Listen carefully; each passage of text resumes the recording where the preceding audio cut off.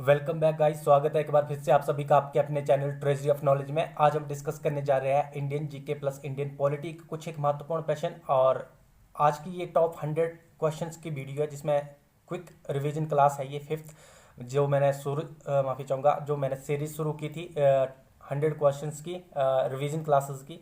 आप लोगों ने पहले भी मेरी 4 रिवीजन क्लासेस देखी होगी जिसमें मैंने जो है टॉप 100 क्वेश्चन जो है डिस्कस किए हुए हैं। तो आज भी ये क्विक रिवीजन क्लास है। पहले ही बता देता हूँ, ये डिटेल में नहीं है। अगर आप लोग इन प्रश्नों को डिटेल में देखना चाहते हैं, इन प्रश्नों की वीडियोस, तो मैंने चैनल पर डाल दी है।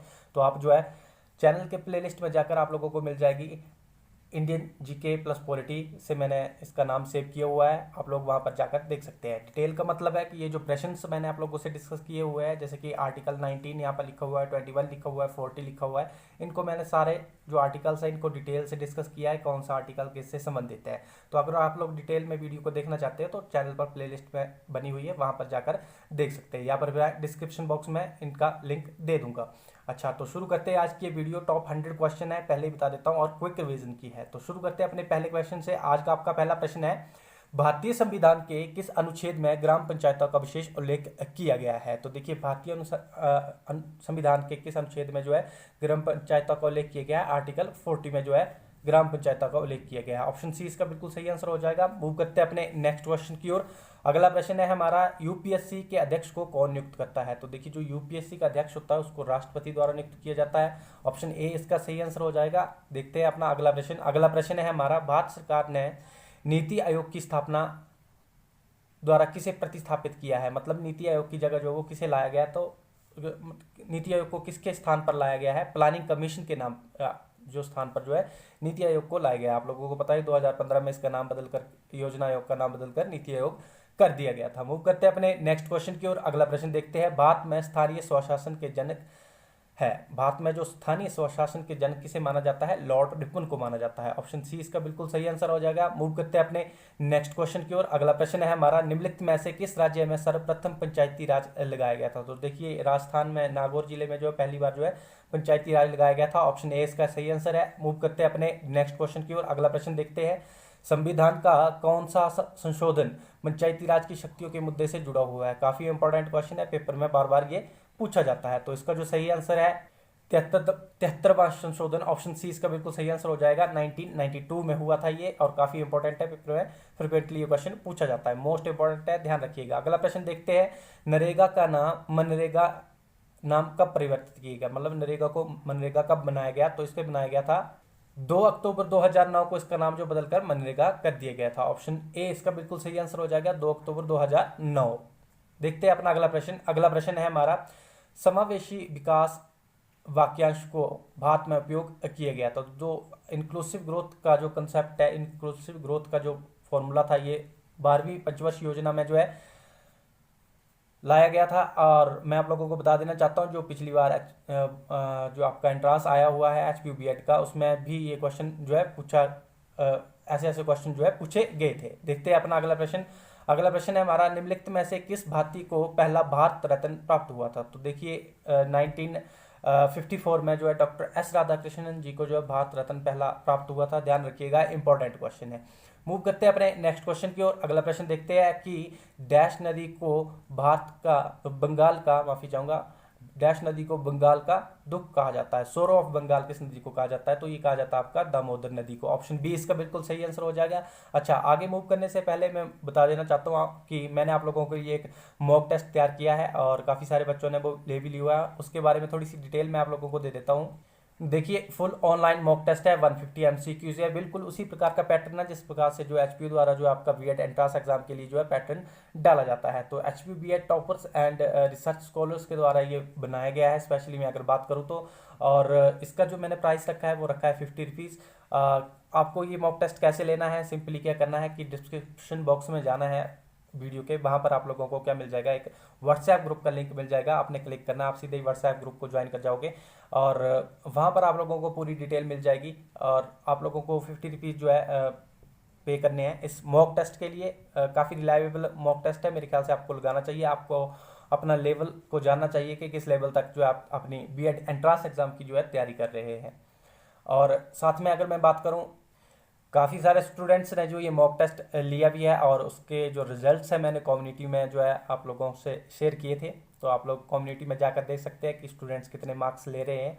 और इस मॉक टेस्ट के लिए जो मैंने कट ऑफ रखी थी वो रखी है आप लोगों के लिए 90+ मार्क्स जो आपको इसमें लेकर आने हैं। 90+ मार्क्स का मतलब है कि अगर 90+ आप मार्क्स ले आते हो तो आपकी तैयारी जो है वो काफ़ी अच्छी है। अब इस समय भी कम बच रहा है HB BEd एंट्रांस एग्जाम के लिए, तो आप लोग अगर इस मॉक टेस्ट को लेना चाहते हैं तो मैं इसका जो है गूगल पे और जो पेटीएम नंबर है वो आप लोगों को बता देता हूँ। आपने 50 रुपीज़ पे करने हैं सिंपली, और जो डिस्क्रिप्शन बॉक्स में जो व्हाट्सएप ग्रुप का लिंक दिया है वहाँ पर आप लोगों ने इसके स्क्रीनशॉट शेयर कर देना, आपको जो है इस मॉक टेस्ट का जो है लिंक प्रोवाइड कर दिया जाएगा। तो इस नंबर पर जो आप लोग मॉक टेस्ट को पे कर सकते हैं। देखते हैं अपना अगला प्रश्न। अगला प्रश्न है हमारा, विश्व जनसंख्या दिवस प्रत्येक वर्ष कब मनाया जाता है? तो देखिए जो वर्ल्ड पॉपुलेशन डे है ये कब मनाया जाता है? 11 जुलाई को मनाया जाता है। ऑप्शन बी इसका बिल्कुल सही आंसर हो जाएगा, 11 जुलाई। मूव करते हैं अपने नेक्स्ट क्वेश्चन की ओर। अगला क्वेश्चन है हमारा, कौन सा देश भारत के साथ लंबी अंतर्राष्ट्रीय सीमा को साझा करता है? तो देखिए भारत के साथ जो सबसे लंबी इंटरनेशनल बॉर्डर जो शेयर करता है वो करता है आपका बांग्लादेश। ऑप्शन डी इसका बिल्कुल सही आंसर हो जाएगा, ऑप्शन डी बांग्लादेश। मूव करते हैं अपने नेक्स्ट क्वेश्चन की ओर। अगला प्रश्न है हमारा, मेक इन इंडिया कार्यक्रम के प्रतीक चिन्ह के रूप में अपनाया गया है? तो देखिए जो मेक इन इंडिया जो एक प्रोग्राम चलाया गया है उसमें जो है किसे जो है प्रतीक चिन्ह के रूप में रखा गया है? लॉइन को रखा गया है, शेर को। इंपॉर्टेंट क्वेश्चन है, ध्यान रखिएगा। मूव करते हैं अपने नेक्स्ट क्वेश्चन की ओर। अगला प्रश्न है हमारा, किस मुगल सम्राट को जिंदा पीर कहा जाता है? तो देखिए औरंगजेब को जो है जिंदा पीर के नाम से जाना जाता था। मूव करते हैं अपने नेक्स्ट क्वेश्चन की ओर। ऑप्शन डी इसका बिल्कुल सही आंसर है। अगला प्रश्न है हमारा, बनारस हिंदू विश्वविद्यालय की स्थापना किसने की थी? काफी इंपॉर्टेंट क्वेश्चन है, ध्यान रखिएगा। मदन मोहन मालवीय द्वारा जो है विश्व हिंदू यूनिवर्सिटी की जो है स्थापना, बनारस हिंदू विश्वविद्यालय की स्थापना की गई थी, माफी चाहूंगा। बनारस हिंदू विश्वविद्यालय BHU की स्थापना किसके द्वारा की गई है? मदन मोहन मालवीय के द्वारा की गई है। अगला प्रश्न देखते हैं हम, भारत के सर्वाधिक भाग पर कौन से किस्म की मिट्टी पाई जाती है? काफी इंपॉर्टेंट क्वेश्चन है और पेपर में फ्रिक्वेंटली पूछा जाता है। तो एल्यूबल सॉइल जो है भारत के मैक्सिमम भाग पर पाई जाती है, कहरिए मिट्टी इसको हिंदी में कह देते हैं। ऑप्शन डी इसका बिल्कुल सही आंसर है। देखते हैं अगला प्रश्न। अगला प्रश्न है हमारा, प्रायद्वीपीय भारत की सबसे बड़ी नदी है? कौन सी है प्रायद्वीपीय भारत की सबसे बड़ी नदी? Option B Godavari. देखते हैं अपना अगला प्रश्न।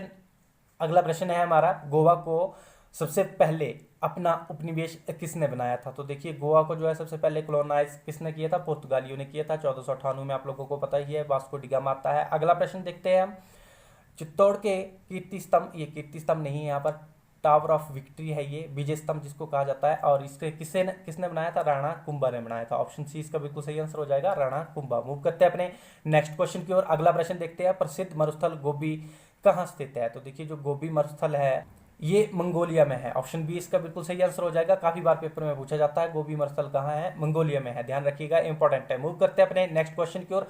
अगला प्रश्न है हमारा, नाथुला पास डैश राज्य में है? तो नाथुला पास जो है वो कहाँ है? ये पास जो है ये दर्रा जो है सिक्किम में है। ऑप्शन ए इसका बिल्कुल सही आंसर हो जाएगा। देखते हैं अपना अगला प्रश्न। अगला प्रश्न है हमारा, द्रोणाचार्य पुरस्कार किसे दिया जाता है? तो जो द्रोणाचार्य पुरस्कार है वो प्रशिक्षक को दिया जाता है, मतलब कि कोच को दिया जाता है। ऑप्शन सी इसका बिल्कुल सही आंसर हो जाएगा। और अगर बात करूं मैं अर्जुन अवार्ड की, तो वो किसे दिया जाता है? वो खिलाड़ियों को दिया जाता है, तो उसको भी नोट रखना है। अगला प्रश्न देखते हैं हम, जीडीपी में शामिल है? तो जीडीपी में क्या शामिल है? प्रति इकाई बाजार मूल्य। ऑप्शन बी है वस्तुओं का सकल उत्पादन, या ऑप्शन सी है सेवाएं। तो इसका जो सही आंसर हो जाएगा वो है उपरोक्त सभी, डी जो है इसका बिल्कुल सही आंसर हो जाएगा। देखते हैं अपना अगला प्रश्न। अगला प्रश्न है, रोहतांग पास की ऊंचाई कितनी है? तो देखिए रोहतांग पास की ऊंचाई जो है 3979 मीटर जो है इसकी ऊंचाई है। ऑप्शन ए इसका बिल्कुल सही आंसर है। मूव करते हैं अपने नेक्स्ट क्वेश्चन की ओर। अगला प्रश्न है हमारा कि राष्ट्रीय महिला आयोग की स्थापना कब हुई थी?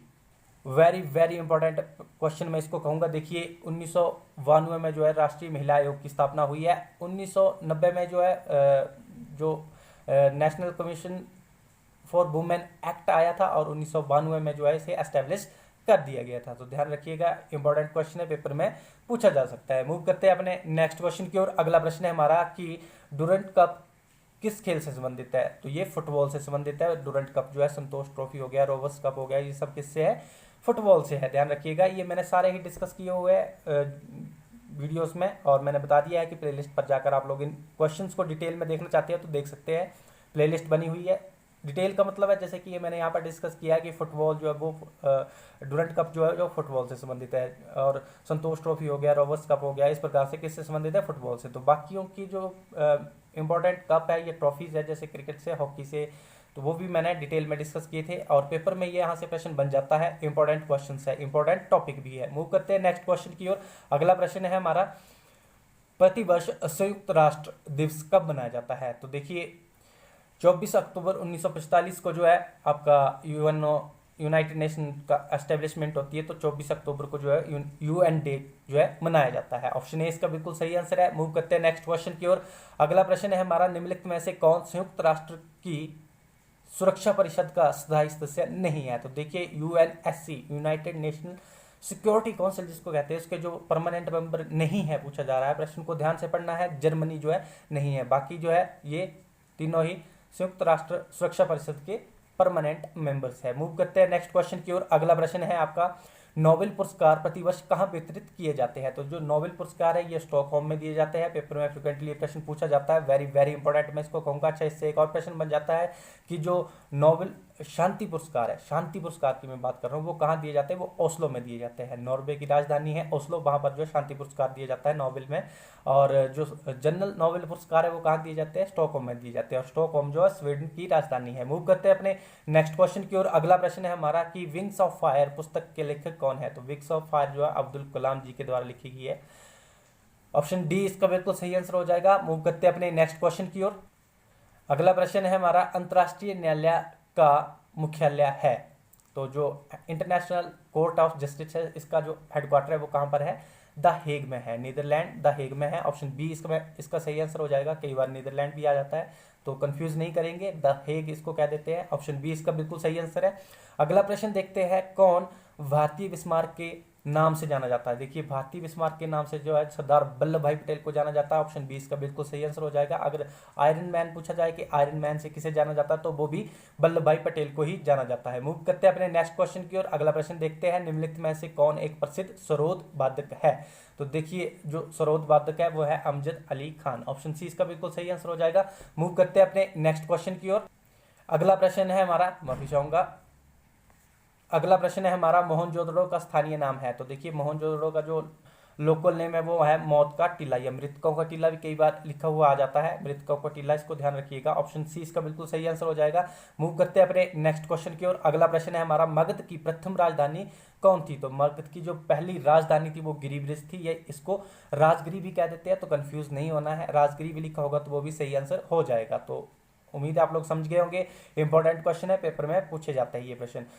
अगला प्रश्न देखते हैं। अगला प्रश्न है, भारत के किस राज्य में नालंदा विश्वविद्यालय स्थित था? तो नालंदा विश्वविद्यालय जो था वो आपका बिहार में स्थित था। ऑप्शन बी इसका बिल्कुल सही आंसर हो जाएगा। बख्तियार खिलजी के द्वारा इसे आग से जला दिया गया था। नेक्स्ट क्वेश्चन देखते हैं, कौटिल्य का अर्थशास्त्र किस विषय से संबंधित था? देखिए जो पुस्तक है अर्थशास्त्र वो किसके द्वारा लिखी गई? कौटिल्य के द्वारा लिखी गई, और ये किससे संबंधित थी?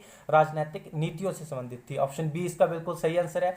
मूव करते हैं अपने नेक्स्ट क्वेश्चन की ओर। अगला प्रश्न है हमारा, कनिष्क के शासन के दौरान एक बौद्ध संगति कहाँ हुई थी? देखिए कनिष्क के शासन काल के दौरान जो बौद्ध संगति हुई है ये हुई है आपकी कश्मीर में, और कुंडलवन में स्पेसिफिक जगह का नाम बताऊं तो कई बार जो है कुंडलवन भी लिखा हुआ आता है, तो कंफ्यूज नहीं करना है। कुंडलवन कश्मीर में जो है कनिष्क के शासन काल में जो है बौद्ध संगति हुई है। मूव करते हैं अपने नेक्स्ट क्वेश्चन की ओर। अगला प्रश्न देखते हैं, मृच्छकटिका किसने लिखी थी? तो जो मृच्छकटिका पुस्तक है ये शूद्रक के द्वारा लिखी गई है। ऑप्शन बी इसका बिल्कुल सही आंसर हो जाएगा। देखते हैं अपना अगला प्रश्न, निम्नलिखित में से कौन सा शांतिकालीन वीरता पुरस्कार है? तो देखिए शांतिकालीन वीरता पुरस्कार पूछा जा रहा है वो भी इनमें से, जो ये यहाँ पर 4 ऑप्शन दिए गए हैं। वैसे अगर जनरली मैं बताऊं कि शांतिकालीन सर्वोच्च पुरस्कार कौन सा है, अशोक चक्र, इसको ध्यान रखिएगा। और वॉर टाइम जो है वो सबसे लार्जेस्ट जो गैलेंट्री अवार्ड है वो कौन सा है आपका? परमवीर चक्र। वॉर टाइम की बात कर रहा हूँ मैं परमवीर चक्र की, और शांतिकालीन में सर्वोच्च पुरस्कार अशोक चक्र है। और यहाँ पर जो ऑप्शन है इनमें सबसे जो शांतिकालीन वीरता पुरस्कार कौन सा है वो है आपका ऑप्शन ए शौर्य चक्र। तो कंफ्यूज नहीं होना है, ये मैंने डिटेल में डिस्कस किए थे और पेपर में यहाँ से प्रश्न बनता ही बनता है, मोस्ट इंपॉर्टेंट है। नेक्स्ट क्वेश्चन देखते हैं। अगला प्रश्न है हमारा, राष्ट्रकूट साम्राज्य की स्थापना की गई थी। तो देखिए राष्ट्रकूट साम्राज्य की स्थापना जो है वो दंती दुर्ग द्वारा की गई थी। ऑप्शन ए इसका बिल्कुल सही आंसर हो जाएगा। मूव करते हैं अपने नेक्स्ट क्वेश्चन की ओर। अगला प्रश्न है हमारा, बीजापुर किसके लिए जाना जाता है। तो देखिए बीजापुर कर्नाटक में है और ये किसके लिए जाना जाता है, गोल गुंबज के लिए जाना जाता है। और गोल गुंबज के बारे में मैंने आप लोगों को डिटेल में डिस्कस भी किया था वीडियो में। देखते हैं नेक्स्ट क्वेश्चन की ओर। आईने अकबरी का लेखक कौन है। तो देखिए आईने अकबरी किसके द्वारा लिखी गई है, अबुल फजल के द्वारा लिखी गई है। ऑप्शन ए इसका बिल्कुल सही आंसर हो जाएगा। मूव करते हैं नेक्स्ट क्वेश्चन की ओर। अगला प्रश्न है हमारा, निम्नलिखित में से कौन सी पंजाब के राजा रंजीत सिंह की राजधानी थी। तो देखिए लाहौर जो थी वो पंजाब के राजा रंजीत सिंह की जो है राजधानी हुआ करती थी। इंपॉर्टेंट क्वेश्चन है, ध्यान रखिएगा। मूव करते हैं नेक्स्ट क्वेश्चन की ओर। अगला प्रश्न है हमारा, निम्नलिखित नेताओं में से कौन सा 1916 में लखनऊ समझौते का प्रमुख था। तो देखिए जो लखनऊ पैक्ट के जो प्रमुख थे वो थे बीजी तिलक जी, बाल गंगाधर तिलक इनका पूरा नाम था। मूव करते हैं नेक्स्ट क्वेश्चन की ओर। ऑप्शन बी इसका बिल्कुल सही आंसर है। अगला प्रश्न है, किसने गांधी जी को अर्धनग्न भिखारी कहा था, मतलब कि हाफ नेकेड बैगर किसने कहा था इसको, महात्मा गांधी को, माफी चाहूंगा इनको, महात्मा गांधी जी को जो है अर्धनग्न फकीर भी लिख दिया जाता है। तो ये किसने कहा था, विंस्टन चर्चिल ने कहा था। ऑप्शन डी इसका बिल्कुल सही आंसर हो जाएगा। मूव करते हैं अपने नेक्स्ट क्वेश्चन की ओर। अगला प्रश्न देखते हैं, गीत गोविंद किस भाषा में लिखी गई है। तो गीत गोविंद पुस्तक जो है वो किस भाषा में लिखी गई है, संस्कृत में लिखी गई है। मूव करते हैं नेक्स्ट क्वेश्चन की ओर। इंपॉर्टेंट क्वेश्चन है, ध्यान रखिएगा, पेपर में बार बार पूछा जाता है। निम्नलिखित में से कौन सौर मंडल से संबंधित नहीं है। तो देखिए नहीं है पूछा जा रहा है, प्रश्न को सही से समझना है। और ऑप्शन बी इसका बिल्कुल सही आंसर हो जाएगा। निहारिका नेबुले जिसको हम कहते हैं ये सौर परिवार का हिस्सा नहीं है। मूव करते हैं अपने नेक्स्ट क्वेश्चन की ओर। अगला प्रश्न है हमारा, द ग्रेट बैरियर रीफ किस देश में स्थित है। तो ग्रेट बैरियर रीफ जो है वो ऑस्ट्रेलिया में स्थित है। ऑप्शन बी इसका बिल्कुल सही आंसर हो जाएगा। मूव करते हैं अपने नेक्स्ट क्वेश्चन की ओर। इंपॉर्टेंट क्वेश्चन है, इसको ध्यान रखिएगा, पेपर में फ्रिक्वेंटली ये प्रश्न पूछा जाता है। तो अगला प्रश्न है हमारा, निम्नलिखित नदियों में से कौन सी सबसे बड़ी नदी है। तो सबसे बड़ी नदी जो वो है आपकी अमेजन। अगर पूछा जाता कि सबसे लंबी नदी कौन सी है तो ऑप्शन ए हो जाता फिर नील नदी। अभी के लिए इसका आंसर क्या है, ऑप्शन डी अमेजन नदी जो है सबसे बड़ी नदी है, ध्यान रखिएगा। ऑप्शन डी इसका सही आंसर था। अगला प्रश्न है, गांधी सागर जलाशय किस नदी का है। तो देखिए जो गांधी सागर डैम है वो कौन सी नदी पर बना है, साधारण शब्दों में ये पूछा जा रहा है, तो ये बना आपका चंबल नदी पर। ऑप्शन ए इसका बिल्कुल सही आंसर हो जाएगा। मूव करते हैं अपने नेक्स्ट क्वेश्चन की ओर। अगला प्रश्न देखते हैं, भारत में मीठे पानी की सबसे बड़ी झील कौन सी है। तो देखिए भारत में सबसे बड़ी मीठी पानी की झील कौन सी है, बुल्लर झील है। ऑप्शन ए इसका बिल्कुल सही आंसर हो जाएगा। मूव करते हैं अपने नेक्स्ट क्वेश्चन की ओर। अगला प्रश्न है हमारा, भारत के कौन माफी चाहूंगा, भारत के लिए कैबिनेट मिशन प्लान ने किस पर विचार किया था। तो इन्होंने यूनियन ऑफ स्टेट्स के ऊपर विचार किया था। ऑप्शन डी इसका बिल्कुल सही आंसर है।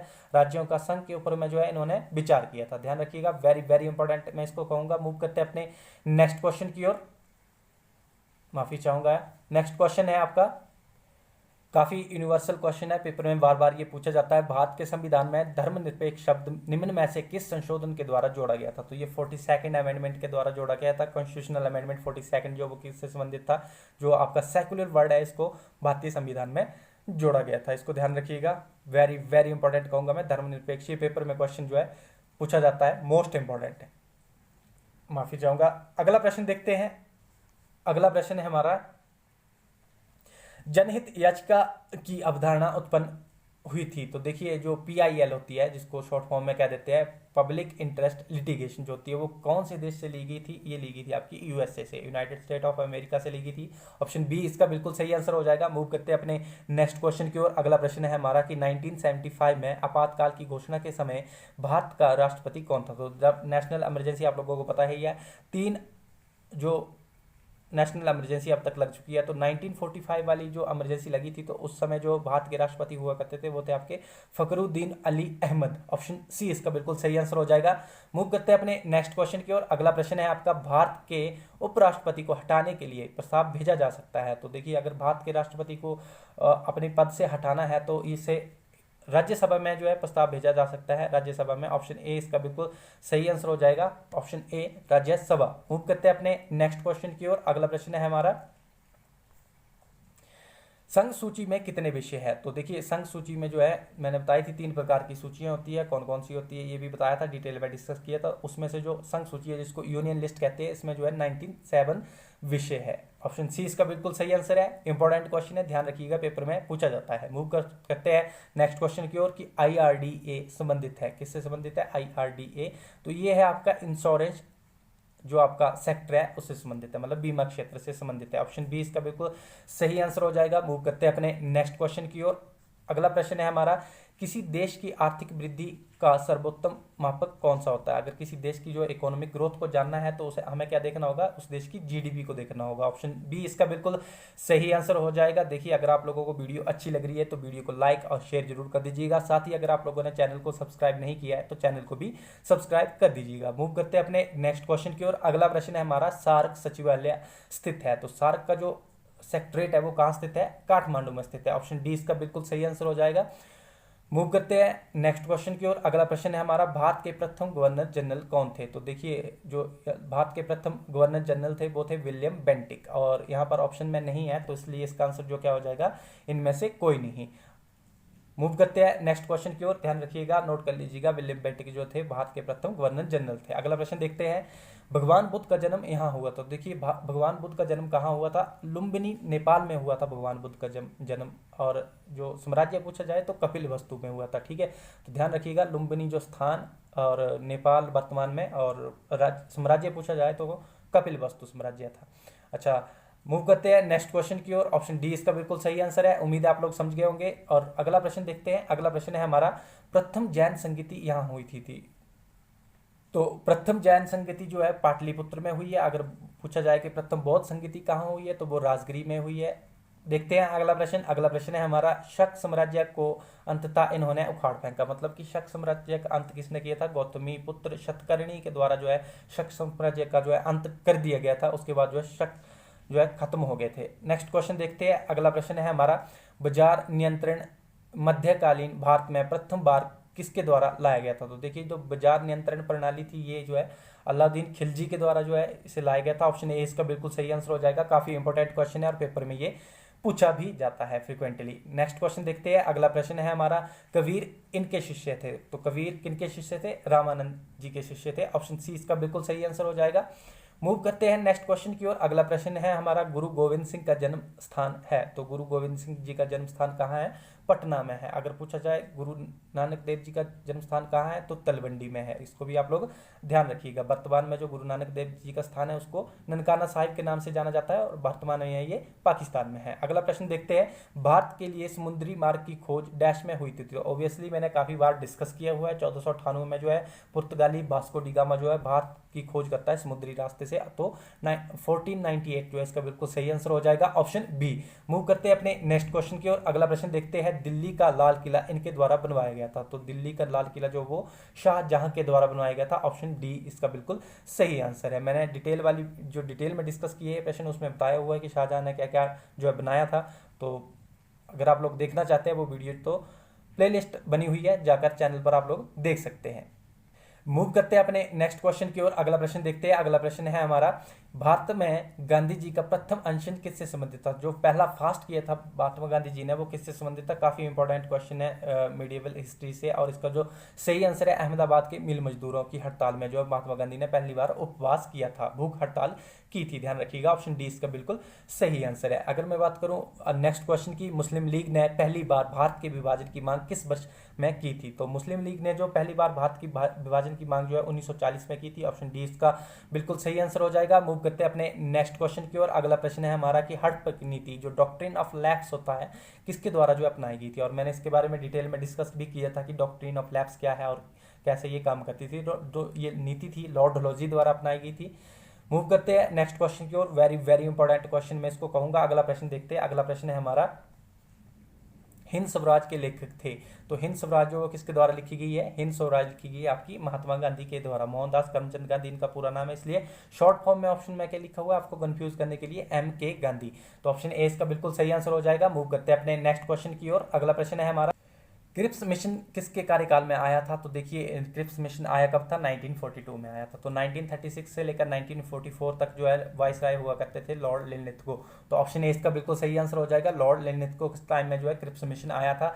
अगला क्वेश्चन देखते हैं। अगला प्रश्न है हमारा, किस राज्य से सबसे ज्यादा लोकसभा सदस्य आते हैं। तो देखिए सबसे ज़्यादा जो लोकसभा की सीट्स है वो कहाँ पर है, यूपी में है, उत्तर प्रदेश में है। ऑप्शन सी इसका बिल्कुल सही आंसर हो जाएगा। काफ़ी इंपॉर्टेंट क्वेश्चन है और फ्रिक्वेंटली ये क्वेश्चन जो है पेपर में पूछा जाता है। मूव करते हैं नेक्स्ट क्वेश्चन की ओर। अगला प्रश्न देखते हैं। अगला प्रश्न है हमारा, भारतीय संसद में शामिल है। तो देखिए भारतीय संसद में जो है लोकसभा प्लस राज्यसभा प्लस राष्ट्रपति शामिल होता है, तब जाकर जो है भारत की जो है संसद बनती है। तो ऑप्शन डी इसका बिल्कुल सही आंसर हो जाएगा। मूव करते हैं अपने नेक्स्ट क्वेश्चन की ओर। अगला प्रश्न है हमारा, भारत के राष्ट्रपति को किसके द्वारा पदमुक्त किया जा सकता है। देखिए भारत के राष्ट्रपति की बात की जा रही है, तो भारत के राष्ट्रपति को जो है संसद के द्वारा जो है पदमुक्त किया जा सकता है, मतलब कि राज्यसभा और लोकसभा दोनों में ही जो है भारत के राष्ट्रपति को जो है महाभियोग लगाया जाता है। और महाभियोग आप लोगों को पता ही है आर्टिकल 61 में है और ये पेपर में पूछा जाता है।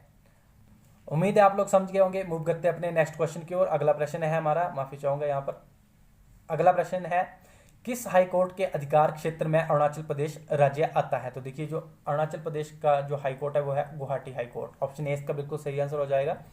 मूव करते हैं अपने नेक्स्ट क्वेश्चन की ओर। अगला प्रश्न है हमारा, भारत के संविधान की 9वीं अनुसूची को कौन से संशोधन द्वारा जोड़ा गया था। तो मैंने काफी बार डिस्कस किया और काफी इंपॉर्टेंट क्वेश्चन भी है। और ये भारतीय संविधान के पहले संशोधन द्वारा ही 9वीं अनुसूची को जोड़ दिया गया था, प्रथम संशोधन। ऑप्शन ए इसका बिल्कुल सही आंसर हो जाएगा। मूव करते हैं अपने नेक्स्ट क्वेश्चन की ओर। अगला प्रश्न है हमारा, भारत का चुनाव आयोग इनमें से किस चुनाव को नहीं करवाता है। तो देखिए जो स्थानीय निकाय के जो चुनाव होते हैं, ऑप्शन सी लोकल बॉडीज के जो इलेक्शंस होते हैं उसे जो है भारत का चुनाव आयोग, इलेक्शन कमीशन ऑफ इंडिया जो है वो नहीं करवाता है। इसको स्टेट इलेक्शन कमीशन द्वारा करवाया जाता है, राज्य चुनाव आयोग के द्वारा करवाया जाता है। मैंने डिटेल में डिस्कस किया था, काफी इंपॉर्टेंट क्वेश्चन है और एग्जामिनर इस क्वेश्चन को जरूर पेपर में डालता है, तो ध्यान रखिएगा। ऑप्शन सी इसका बिल्कुल सही आंसर हो जाएगा।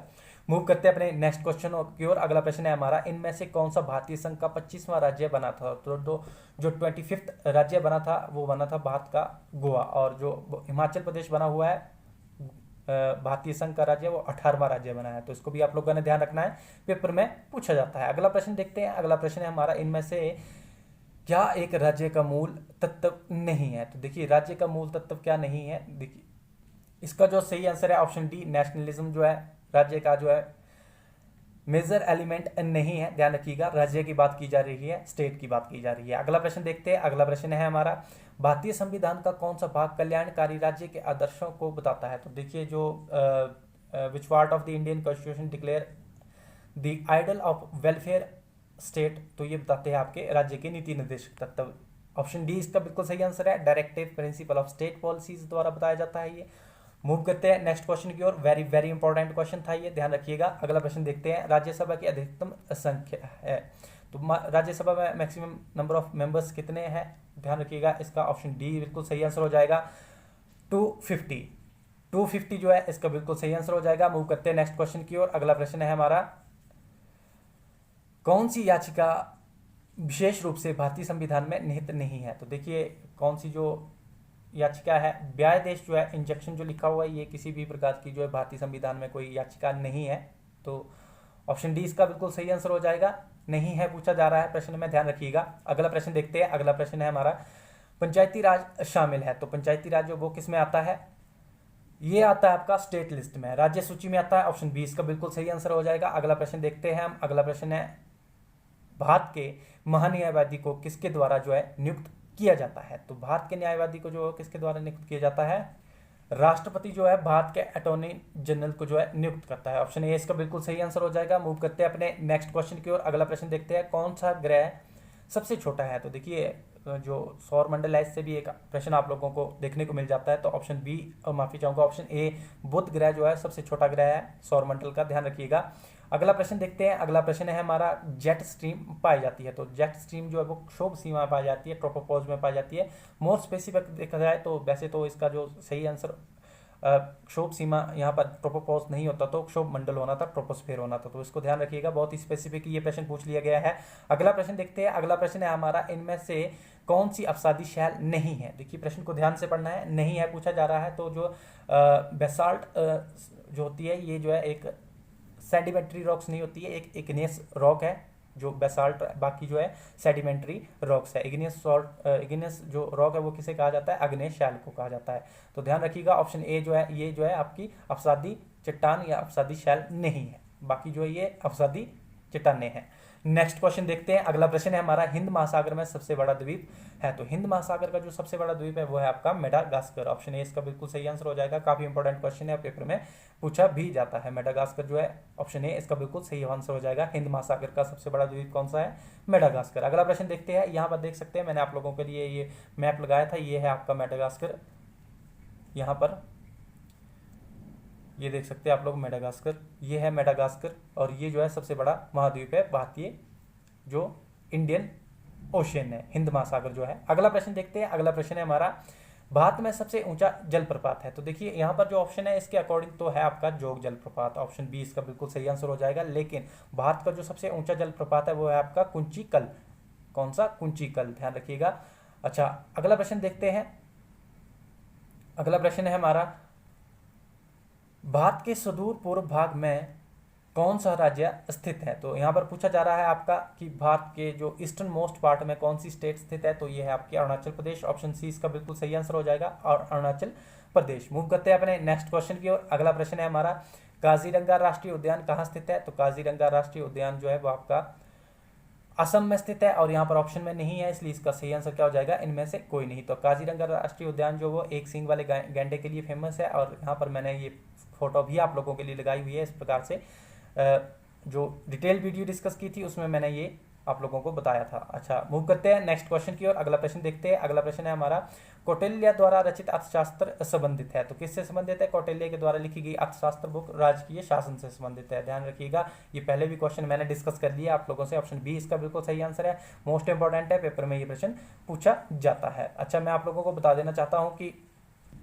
कई बार ये क्वेश्चन आता है और पेपर में इस प्रकार से कि जो कौटिल्य द्वारा अर्थ इस प्रकार से आता है कि अर्थशास्त्र बुक जो है वो किसके द्वारा लिखी गई है? तो कौटिल्य के द्वारा लिखी गई है, चाणक्य ही इनका नाम है। तो इसको भी आप लोग ध्यान में रखिएगा। अगला प्रश्न देखते हैं। अगर आप लोगों को वीडियो अच्छी लग रही है तो वीडियो को लाइक और शेयर जरूर कर दीजिएगा, साथ ही चैनल को सब्सक्राइब भी कर दीजिएगा। काफी इंपॉर्टेंट क्वेश्चन है अगला, भारत में नई आर्थिक नीति किस वर्ष में घोषित की गई थी? In which year new economy policy was announced in India? तो इसका जो सही आंसर है वो है 1991 में जो है भारत में नई आर्थिक नीति लाई गई थी। एलपीजी मैंने बताया भी था आप लोगों को एलपीजी कोई लिक्विड पेट्रोलियम गैस नहीं है। ये एलपीजी का मतलब लिबरलाइजेशन, प्राइवेटाइजेशन और ग्लोबलाइजेशन था।